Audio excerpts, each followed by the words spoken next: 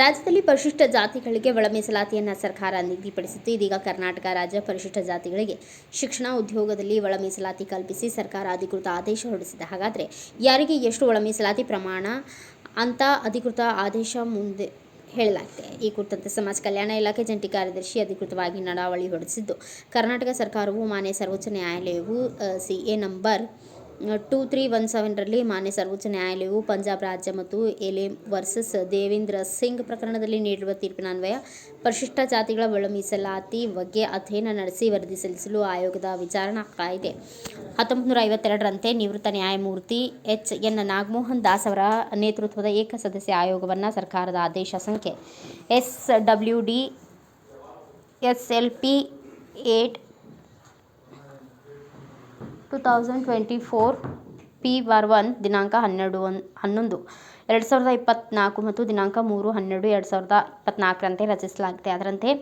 ಸದಾ ಆಯೋಗವು ದಿನಾಂಕ 4/8/2025ರಂದು ಸರ್ಕಾರಕ್ಕೆ ವರದಿ ಸಲ್ಲಿಸಿದೆ. ಆಯೋಗವು ಪರಿಶಿಷ್ಟ ಜಾತಿಗಳನ್ನು ಪ್ರವರ್ಗ A, B, C, D ಮತ್ತು E ಎಂದು 5 ಗುಂಪುಗಳಾಗಿ ವರ್ಗೀಕರಿಸಿದೆ. ಸದರಿ ಆಯೋಗದ ವರದಿಯನ್ನು ಪರಿಶೀಲಿಸಿ ಸೂಕ್ತ ನಿರ್ಧಾರಕ್ಕಾಗಿ ಸಚಿವ ಸಂಪುಟದ ಮುಂದೆ ಮಂಡಿಸಲಾಗಿದೆ. ಕರ್ನಾಟಕ ರಾಜ್ಯದ ಪರಿಶಿಷ್ಟ ಜಾತಿ ಒಳ ಮೀಸಲಾತಿ ವರ್ಗೀಕರಣದ ಬಗ್ಗೆ ನ್ಯಾಯಮೂರ್ತಿ ಡಾಕ್ಟರ್ HN ನಾಗಮೋಹನ್ ದಾಸ್ ಆಯೋಗವು ನೀಡಿರುವ ವರದಿಯನ್ನು ಕೂಲಂಕುಷವಾಗಿ ಚರ್ಚಿಸಿ ಕೆಲವು ಮಾರ್ಪಾಡುಗಳೊಂದಿಗೆ ಸದರಿ ವರದಿಯನ್ನು ಸಚಿವ ಸಂಪುಟವು ಒಪ್ಪಿದೆ.